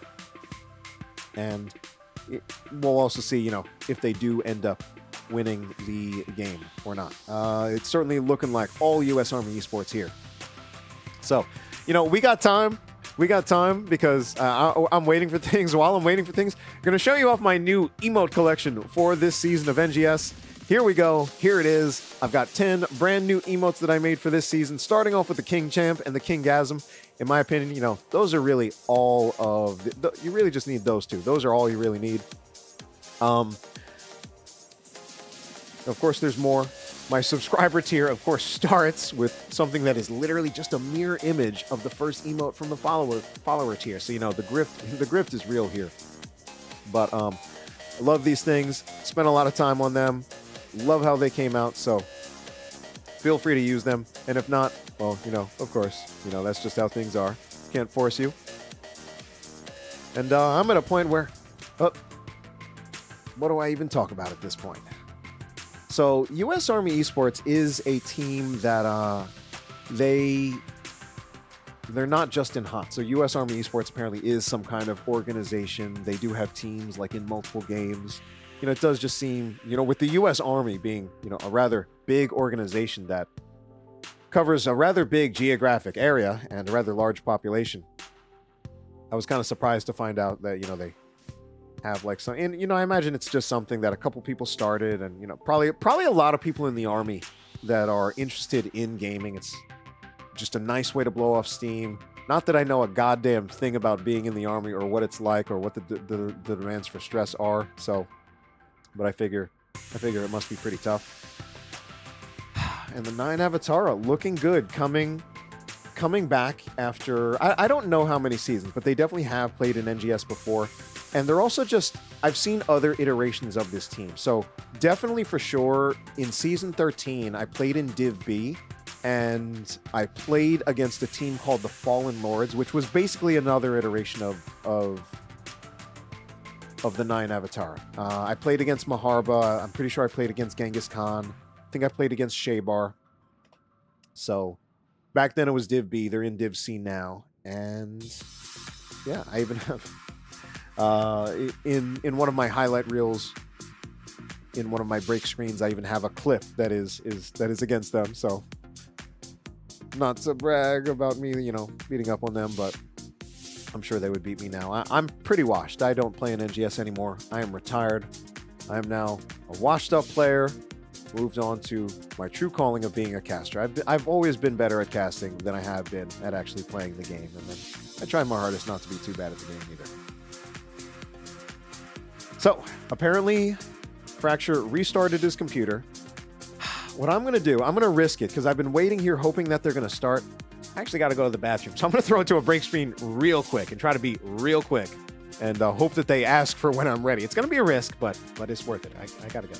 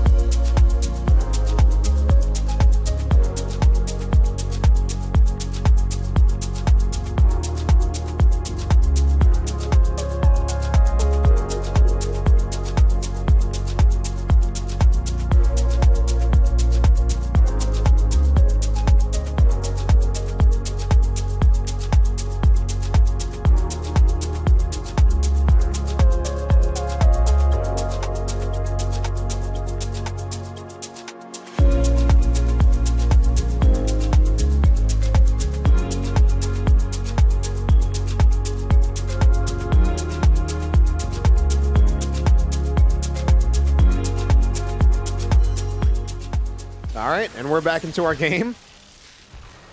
Fracture is here. I'm not even sure if... Yeah, I wouldn't be able to say anything to them anyway. So. Marcus, once again, getting that vision in the bush. Oh, Maharba rotates right into it. A lot of damage goes into Maharba. They kind of scare him off. Or rather, Maharba gets scared off. Camp going to be picked up by the 9 Avatara as we kind of eye this boss here. Fracture coming back in. Probably going to clear this camp as we do see it pinged.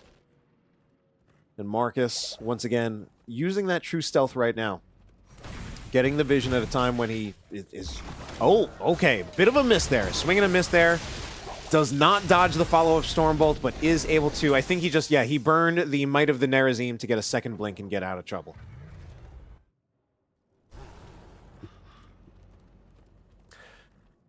The game suddenly feels so slow. I don't know if they just like stopping momentum. Marcus just again here by himself. It's hard to not just talk about Marcus. It's the story of the game, pretty much the story of the series after game number 1. Genghis Khan, though, is going to look for Fracture. Can he get out of there? He will get the heal from Brightwing, but they might both get caught in the Dorito, and there will be Fracture going down. I would say exactly what the 9 Avatara needed, but we're going to see some kills traded out. It's actually going to be 2 for 1 in favor of 9 Avatara, and they might make it more. Ska committing the stay a while and listen. Marcus nearly goes down, but he will be just fine.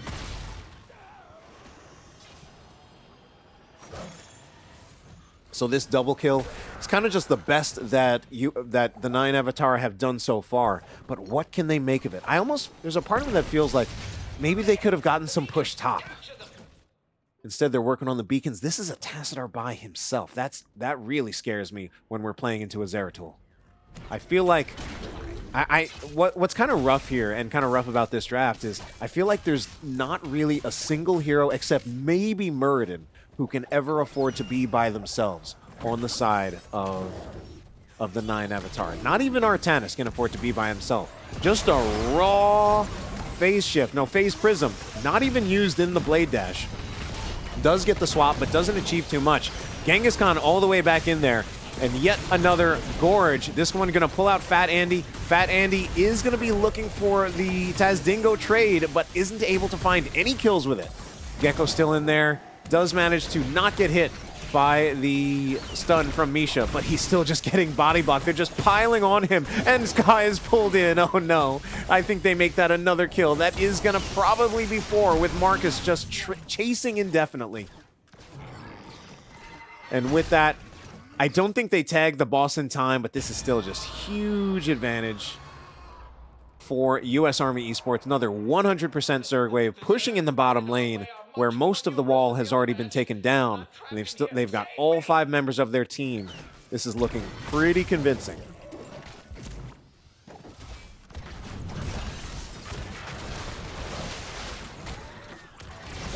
Uh-oh, Fat Andy in trouble yet again, and no Tazdingo this time. Does get hit by the boars, chunking him down a little bit. He was restoring health, just trying to find space to auto-attack. And it's actually going to be Stitches going down first. Found the Gorge onto Muradin. That might allow 9 Avatara to at least just stay in this game.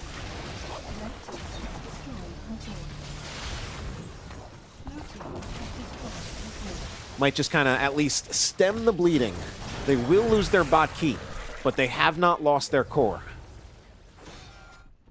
And because the Zerg wave pushed top, did the Zerg wave take that top forward on its own? Because I wasn't really paying attention. But, you know, last I remembered, this fort was still here, but now it's for sure not. Okay. 9 Avatar just straight up taking this boss, kind of trying to get something. We do have members of US Army Esports up, but Stitches, most importantly, not quite there in time. Is he going to look for like a hook off this somewhere? Okay. Of course, the Archangel will just push in the bottom lane, as it will just always default to the most well-defended lane. Mark is trying to get some damage on it. And it looks like it'll mostly be cleared for free, but we might see this rotation here. Genghis Khan is coming in, finds the flank, but a very nice polymorph will slow down Genghis Khan. Unfortunately, will it be enough to get Fracture away from Gecko now, who is all the way in there? Uh-oh, this might be rough. It's Gecko in the end who goes down. The flank ultimately fails, and it is 9 Avatar paying for it, and Andy goes down as well. Yeah, and the Zul'jin also something that is pretty rough into the Zeratul for the reason that Zeratul doesn't care so much about... Oh my god, that's gotta be game. Zeratul doesn't care so much about the Tazdingo. He can just kind of teleport away from it and then go back in once the Tazdingo has expired.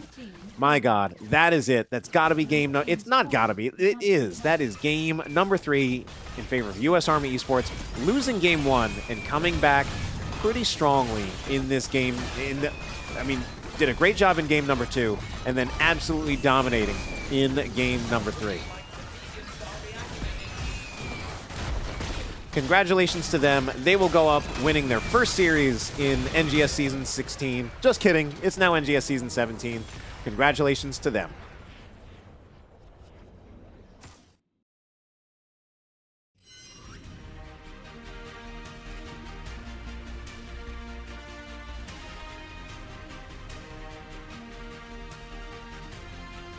So pretty rough game in the end for the 9 Avatar with both 6 deaths on Fat Andy as well as Artanis.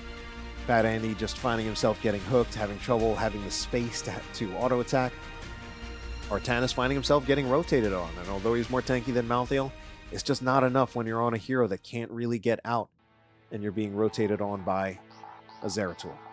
The story of this series has to be Marcus, coming in off the bench game 2, playing Zeratul, this very polarizing hero that has the ability to make a huge impact on the game, and a huge impact that he did.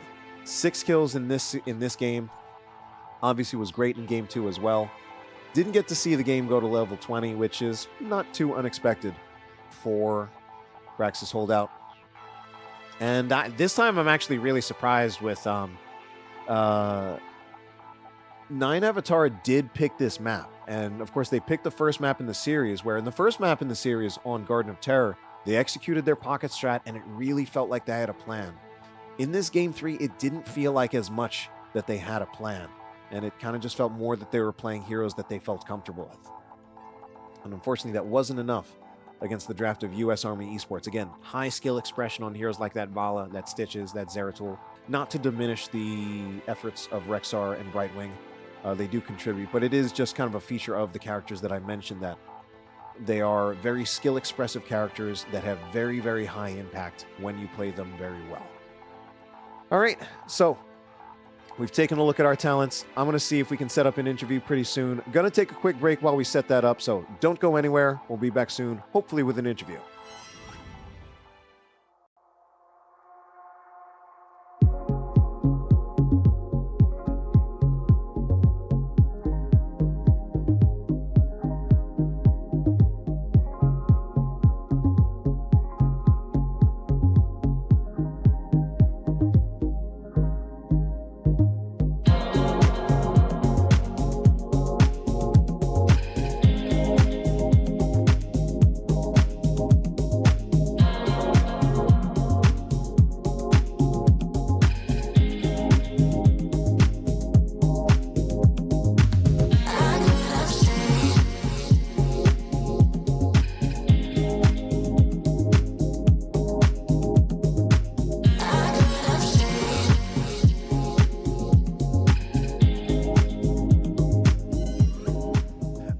What's up? We're back here, and I actually don't know who I've got, but I've got someone here for an interview. I didn't check who it was, but it's Fracture. It's Fracture. How you doing, Fracture? How you feeling after this game 1? Or not the game 1, after the series? We're feeling good. I think it was a little, it was an intense series for sure. We kind of just had to keep our heads in it after game 1. I think it was really good. It was a really back and forth series, especially on Towers of Doom. I was honestly at no point, it wasn't until very late in the game that I felt like we actually had clinched the victory. So a little interesting fighting a team with no history, because I think they're a new team, at least to each other. I think they played in NGS, but I haven't seen them before. The team has played in NGS before, but they didn't play last season. Ah, okay. It didn't give me like any stats or anything like that, but Yeah, I'm that's not sure. okay. And they've It also was played. definitely good. I've seen some of those players before playing together, and I think they played on like other teams that have just had different names. It might have been, disconnected Yeah, on the NGS website. gotcha, So, gotcha. I want to ask. I have cast you before, and I have even interviewed you before. So I kind of just want to ask, what's new or what's different for U.S. Army Esports this season? We picked up a pretty full roster. This is the most players we've had at once, just due to deployments, things like that, rotations, PCSs, ETS, people getting out of the army or moving places. So we actually got pretty lucky this season that we actually have a pretty like full roster, so we can kind of manage the time zones a little better since we're like all over the place. With me being stationed in Hawaii, I got guys like literally everywhere. So I'm pretty happy we picked up more DPS players, which gives us a lot of like flexibility in our drafts and like our play styles. And then we did end up having Ace switch the tank towards the end of last season, but kind of has really like come into full stride this season. So I'm back home in off lane, so I'm really happy like with our new squad. Just a lot of new people, a lot of new faces. Kind of just getting a good start to the season. Happy to take a first win. Most of these guys haven't, like 3 of my new guys, or all 4 of my new guys have never competed in HOT, so Okay. I'm pretty excited to see them flourish. And it went pretty well. MKRV, who was in game as Marcus, was the Zeratul. This is his first time competing in HOT. That was actually kind of going to be the next question. Tell me about your secret weapon, Marcus. Yeah, so MK's our new flex ambush player. He came through in tryouts beginning of the year, basically. Hasn't even been like working with us for very long. About a month and a half total, I think. Maybe a little more, a little less, but he's really kind of meshed into the squad really, really well. All my new players have been like kind of meshing in really, really well, and gives me a lot of new tools as drafter and as shot caller that I'm not used to having. So it's pretty nice, pretty freeing to like have those pocket picks, things like that. Kind of break out of our usual styles and like experiment with a little more. So I'm pretty happy with how the drafts went for really all 3 games. In my opinion, game 1 was a little rough ahead. into the triple bruiser with the Sonya leap, but I'm overall pretty happy with how our drafts went. Just some things to tighten up here and there. Yeah, I was going to say, especially game 2, I think the Zeratul pick was very smart, aside from being well played, but the Zeratul pick was very smart with what they had and basically being able to take it in the 5th pick. Definitely. I think when you have an offlaner like Malthael, offlaners with very, very low ability to escape, Sonya, Malthael, Zol, they were really susceptible to getting ganked. So we were happy to take advantage of that and kind of punish it. And I was like, we were kind of quiet in draft for a little bit, and I was like, wait, I think we just played Zeratul. So I'm really happy. I think it went really well. I think he played his ass off. Yeah. So I definitely would give match MVP to him for the night for sure. I agree. Now, but what happens when inevitably that Zeratul starts getting banned? That remains to be seen. I'll put the rest of the division on notice. Won't give away too You have much a lot of things to ban of this what else season. he's got. But either way, A lot of things. don't want to talk too much about him because I honestly spent a lot of time talking about him in especially game 2, but also game 3. Very much was kind of the story of a lot of the game. But game 1 obviously was a bit of a struggle. Did they kind of catch you off guard? Were you not expecting like the triple bruiser? What kind of went wrong there? The moment I saw Hogger Sonya, I knew it was going to be a 3rd bruiser for sure. Because when you play like a double offlane comp, you have to take a 3rd bruiser for the front line, and that's what kind of enables the Vala hyper carry, is just having like a wall of flesh in front of her. We did know it was going to be a triple bruiser. We were looking to try to fight front to back, but I think that the leap was executed really well. The Hogger and the Sonya dove at almost the exact same times. So even though Sonya didn't necessarily go like the one-shot leap build, she was still able to like enable between her and Hogger to just like get past me as the Haka. I had a lot of like damage and occupation in their backline, slowing everything down, but it wasn't enough to match the Silver Falstad getting like basically one-shotted instantly. So I think it was a good dive comp. I think it was I think they played their macro really well on that map, and that map is a little bit uncomfortable for us. So it's something that we're definitely going to take a look at that game in the VOD reviews and things like that. Yeah, kind of similar to how I expect, your Zeratul to eventually get banned. I think if people are paying attention to that team and if they keep doing that, probably Garden of Terror will eventually get banned out against them. So, in some ways, it's kind of the same story. You've been here before. A lot of teams have been here before. What teams are you looking forward to playing? Are there any rivalries you've got between some of the existing teams? I feel like there's got to be. Absolutely. First things first, I'm looking to win the division and go to Div B. Nice. But I'd say teams I'm super excited to fight again. I'm really happy with the people who came from C East back into C West. Super happy about that. So, I mean, just looking at the captains list, Bork's Out of the Moon, Can't Counterpick Stupid, Cats on My Keyboard, Clouded Minds, Roll One. We haven't fought Spooky Ghosts in like 5 or 6 seasons, I swear. So it's good to see them still playing. I play with Eric with a K every once in a while in ranked and things like that. And Steve as well. I couldn't see their names a little dark. So lots of like big names from last year. We do have Animaniacs and Rolling Thunder and Macro Machines kind of being newer to C West. So I'm happy to see like, as well as 9 Avatara. So it's nice that we have like a good mix of like new teams coming to the division. Lots of old rivalries coming back. Me and Valkymer have already been like talking shit to each other. Kind of like heating up for our rivalry week. Since Who we're won the late in last time season. between you two? They did. We won, did. I think, the first map. Actually, I'm not even sure if we won a map. Was that But it was last really season? close. Yeah, Can't Counterpick Stupid is like one of the teams that we fight a lot with. We have a tendency to like, no, actually, Comk, Cats on My Keyboard. We always, and I mean always, beat them in the regular season and lose to them in playoffs. Oh, that's every rough. single time. So hopefully this year we break the streak.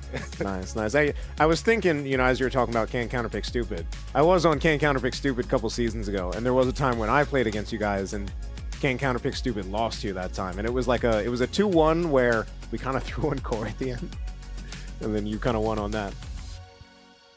Yeah, there's been so many good seasons and good games. So I'm really looking forward to just like this is my favorite time of being in the Army Esports program. Obviously, everyone like enjoys like more family time during the downtime, but I love when like the matches and the rivalries are heating up and like we're scheduling matches and like looking back at the stats and stuff. I love that feeling of like getting ready to compete. So over here at USAE, we're pretty pumped for the season. Definitely excited and happy to take our first win. Good to hear it. You've got your season off to a good start. We're going to close it out with any shout-outs you have. Definitely. I want to shout out my new players, Bon Zydrock and MKRV. Want to shout out the families and dependents for our soldiers. They are the ones that like back us on everything. They give us the time to do this. They support us in our lifestyles, and it drastically affects their lifestyle. Want to thank USAE because it's a dope program to be a part of, and I'm super happy to be a member of it. Probably the highlight of my career, if I'm being honest with you. And yeah, thank you to you for the cast last second. I appreciate it. I didn't even expect to get the message, so we appreciate you. I kind of do this thing where I cast one game and then I kind of see when it ends if I can pick up something else. So I had barely enough time to do this. Definitely. Well, we appreciate you, man. Thank you And so we will much. definitely and see you around. We will. Congratulations. You have a great night. Thank you. Take care. All right, well, boys and girls, that's it for tonight. In fact, we'll update our score just to make sure we indicate who won this series. Fantastic night of casting. We had 2 fantastic series. Both of them went to Game 3. Of course, that last game, super dominant in favor of U.S. Army Esports, but still, fantastic series nonetheless. The Game 2 between U.S. Army Esports and 9 Avatara. Absolutely incredible. Hope you enjoyed it. Hope you'll continue to enjoy my casts as they will be coming. But for now, that's it for tonight. I'm King Andrew. I'm a former school teacher. I'm a voice actor. I am an ARAM enthusiast, and I've been a video game caster since 2013, going on 11 years now. Have a good night. Shu has switched over to the Blaze. A little bit of a switcheroo in draft. Bankai on the Diablo, Cubico on the Mephisto, and Mischief will be on the Stukov. And our first kill of this series. Not just the first kill, not just the first game. It's the very first kill of the Coastal Finals of NGS Season 16. Now, unlike the last time, I do not feel at all that there is any world in which Gilly Shark and Bingo Knight play this, but maybe they are. They're going to look for it. They don't have a real damage dealer. They're just going to... Oh, do they have clone? They don't even have clone! Oh my god, so this is just straight up going in 3v4, trying to make things happen. Are they really worried that they just lose the game if they don't take this fight and the boss pushes to core? I don't know. But the bunker's getting huge amounts of value, except for the fact that Isaac and Calavat are so low. And oh no, we have Johanna again, once again, turning this into the blinding of Isaac. And somehow, Gilly Shark and Bingo Knight win a 3v4. What is going on? Okay, oh my god! Tazik trying to go in to help. There's this layered CC, and there's the big damage from that cleave from the Zeratul.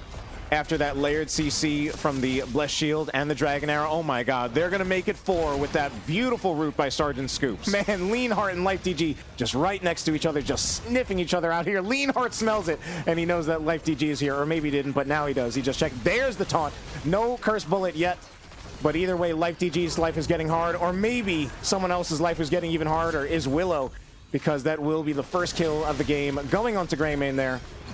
Anyway, Marbuckle Shades in, does drop the Warden's Cage. We're going to see it followed up by Endurance of Hate. And here comes all the damage from those fans of knives. Fan of knives, fans of knives, fan of knives. I can't tell which one, but either way, not a single death on the side of Seb. And 3 members go down for Gambit Gaming. Can they make it 4?